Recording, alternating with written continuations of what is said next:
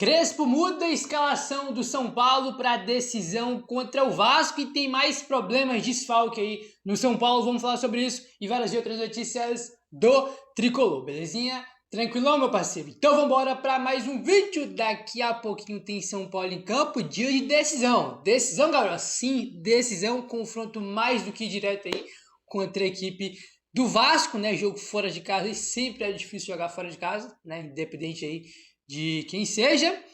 E vamos lá, já vamos entrar aí no pré-jogo, rapaziada, dessa partida aí, que é jogo importante, né, cara? Os dois times aí tentando entrar ali na briga por Libertadores, né? Pelo menos na pré já estão brigando, né?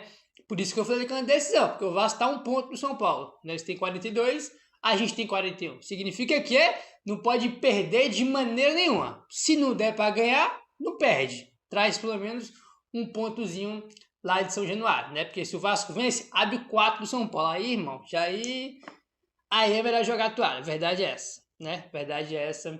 Aí fora que tem outros times também que pode vencer e passar o São Paulo, né, cara? Então, tipo assim, não pode perder esse jogo aí de maneira nenhuma, belezinha? Vamos lá, ó.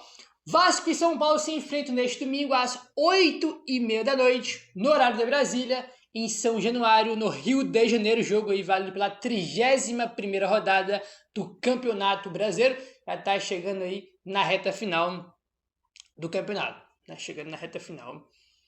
Aí já, tá bom? Transmissão do jogo, rapaziada. Hoje tem algumas opções aí, tá? Vai passando no Premiere, pay-per-view da Globo, que a gente já tá acostumado, Cazé TV, YouTube e também a TV aberta da Record, tá? Então hoje tem uma opção para dar e vender. Tem TV fechada, tem TV aberta, tem YouTube, né? Então opções aí é o que não vai faltar. Premiere, Cazé TV e Record vão estar transmitindo aí Vasco e São Paulo, né? Você escolhe aí onde você achar melhor, tá bom?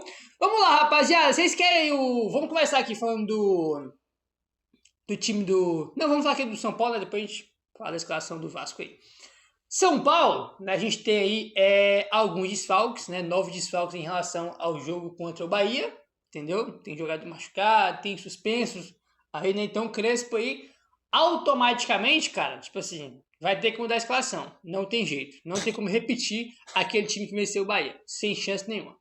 Vamos lá, segundo o GE, São Paulo deve entrar em campo com Rafael no gol, Alan Franco, Arboleda. Aí tá aqui Ferrarese ou Sabino. O Sabino fez um bom jogo contra o Bahia, né? Não sei se o Crespo vai tirar o Sabino hoje para colocar o Ferrarese, né? Então tem essa pequena dúvida aí, né, entre Ferrarese e Sabino. Se fosse para chutar, acho que ele vai manter o Sabino porque ele fez um bom jogo no jogo contra o Bahia semana passada, tá? Enzo Dias na ala esquerda, aí outra novidade. É o Mailton na ala direita, né? O Cedric já tá fora até algum tempo, também não tá disponível pro jogo de hoje. E quem foi titular nos últimos 2 jogos foi o Mike, mas está suspenso pelo 3º cartão amarelo. Então, o Mailton é a novidade aí na ala direita. Inclusive, uma baita oportunidade para o Mailton, né? Porque ele começou bem naquele jogo contra ele, deu que faz 3 todo mundo, opa, o cara chegou bem, ó. Continuar nessa toada aí, vai ser o lateral titular do São Paulo, só que depois, irmão, não conseguiu manter nem de perto aquela estreia dele. Entendeu? O último jogo, inclusive, contra o Bahia, cara, meu amigo, os primeiros, sei lá, acho que as primeiras 10 vezes que ele pegou na bola, ele errou tudo. Aí depois foi melhorando ali ao longo do jogo, mas é um jogador que tem que melhorar.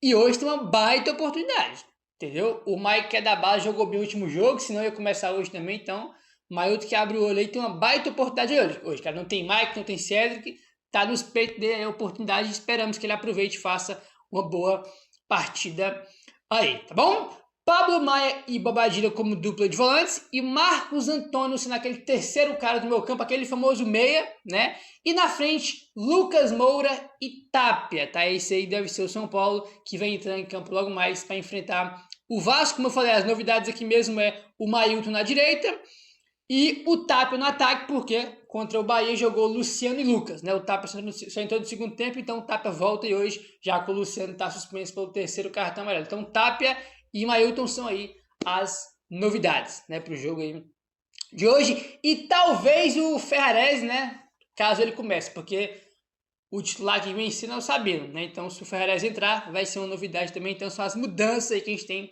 na escalação para o jogo de logo mais, né? O Lucas já está sendo titular desde o jogo contra o Mirassol, né? Foi titular contra o Mirassol, contra o Bahia e hoje também, né? Acho que agora vai ter uma sequência aí. Já melhorou bastante já contra o Bahia relacionado em relação a outros jogos que ele tinha entrado, então já deu para ver melhor, esperamos que ele continue, né, cara, progredindo, cada vez ganhando mais ritmo de jogo, jogando bem e automaticamente vai ganhando confiança para ele deslanchar aí, porque quando o cara fica tanto tempo fora, cara, tem a questão física, né, olha só, tem a questão física do cara, né, tem o ritmo de jogo, né, que tu só vai pegar jogando, e a confiança, né, cara, então tipo assim, tem várias coisas que o cara tem que pegar ali, irmão, para voltar a ser aquele jogador que a gente conhece. Evidentemente que isso demanda tempo, demanda sequência, entendeu?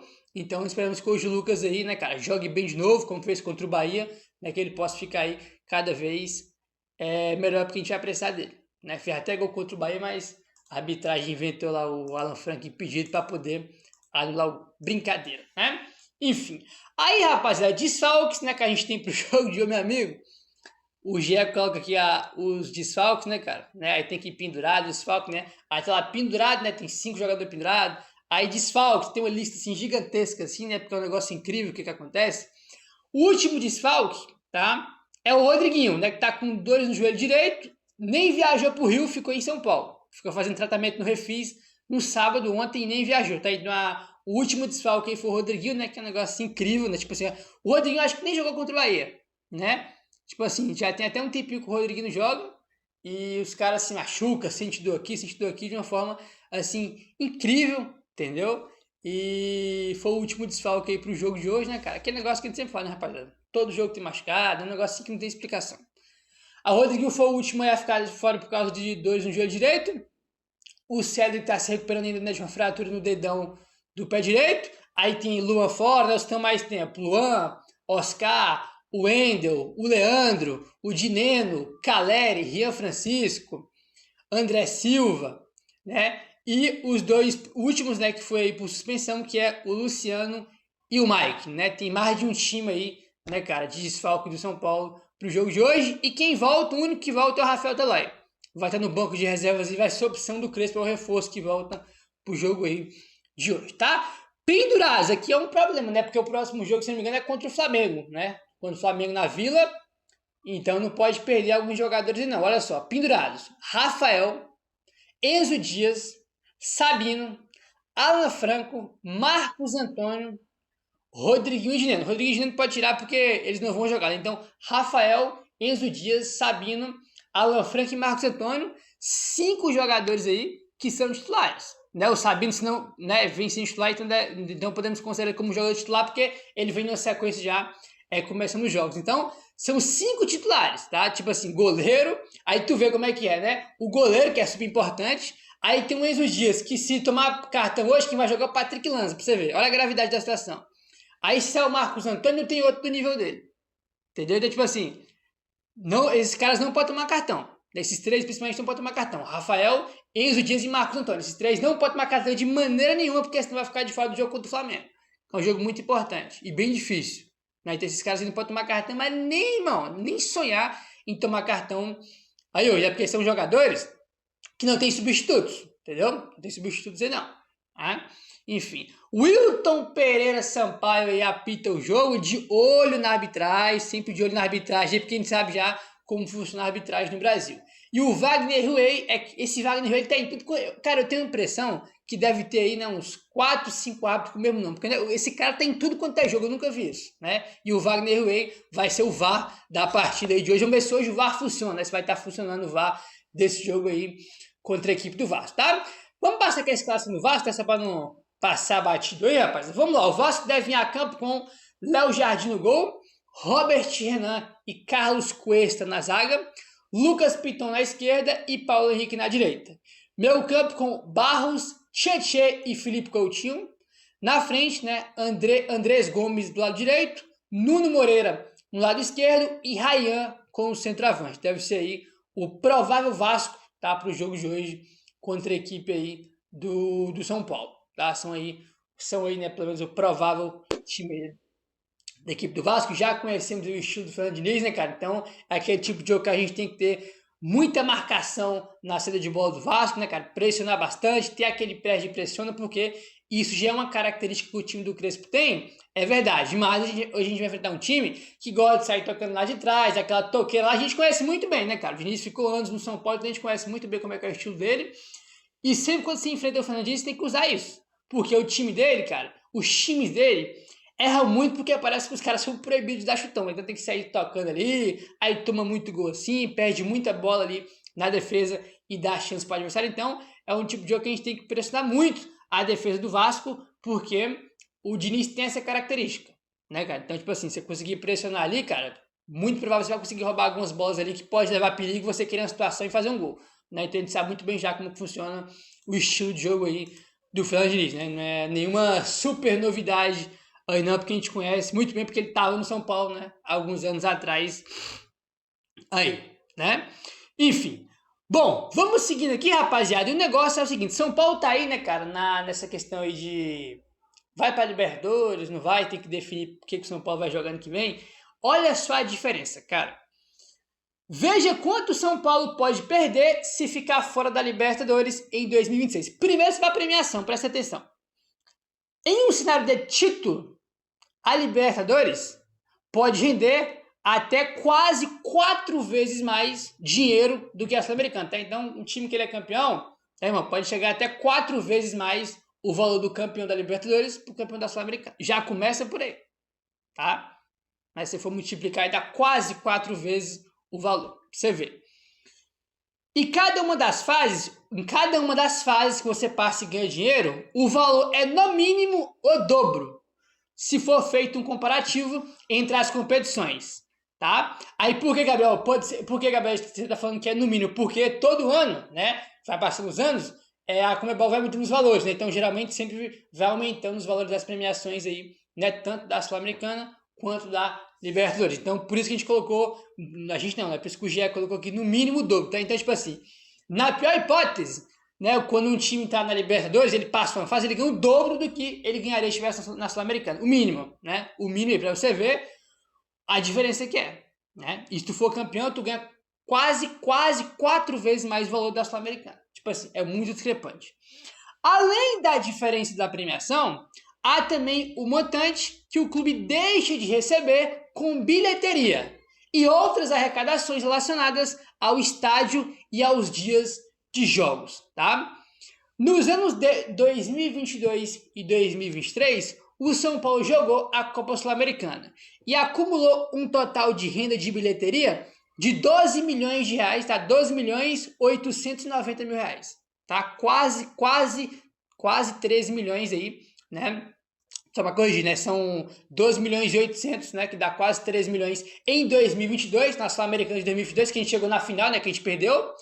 E na Sul-Americana de 2023, o São Paulo eliminado para a LDU do Zubeldia, e a gente ganhou 10 milhões, tá? E 10 milhões 531 mil reais de bilheteria, tá? Isso aqui é de bilheteria, tá? Então, 2022, quase 3 milhões. E 2023, ganhamos aí, né, cara? Pouco mais de 10 milhões de bilheteria, tá? Bilheteria, tá? Então, anotou, né? 12 milhões em um, né? 10 milhões em outro ano. Agora, em 2024, ano passado, o São Paulo arrecadou 26 milhões, tá? 26 milhões 347 mil reais, tá? Com a bilheteria.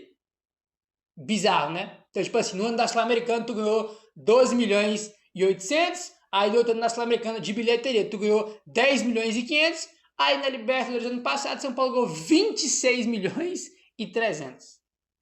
Não é muito discrepante? Fora, como eu falei, a premiação, né? Que, tipo assim, paga o dobro, né? Se tu for campeão, né, da Libertadores, paga quase 4 vezes mais do que a Sul-Americana. Então, tipo assim, cara, é o que eu falo pra vocês, não tem justificativa nenhuma para querer que o São Paulo jogue aí a Sul-Americana e não a Libertadores. Ah, galera, mas tu falou que na questão do show que quanto mais dinheiro entra, não faz diferença. Nesse aspecto é verdade, porque com a diretoria que o São Paulo tem, né? Quanto mais dinheiro entra, mais os caras gastam, né? Então, tipo assim, não é que nossa, vai entrar mais dinheiro, agora as coisas vão melhorar. A gente sabe que não é assim, porque quanto mais entra, mais sai, né? O diretor de São Paulo é desse jeito, é aí, né? Mas além da questão da grana da Libertadores, cara, tipo assim, a questão também do prestígio, né, cara? Tipo assim, tu vai jogar a Copa Sul-Americana, já dá aquela tristeza, né? Ter que jogar aqueles jogos lá, quinta-feira, 7 da noite, Everton do Chile e São Paulo, não dá, né, mano?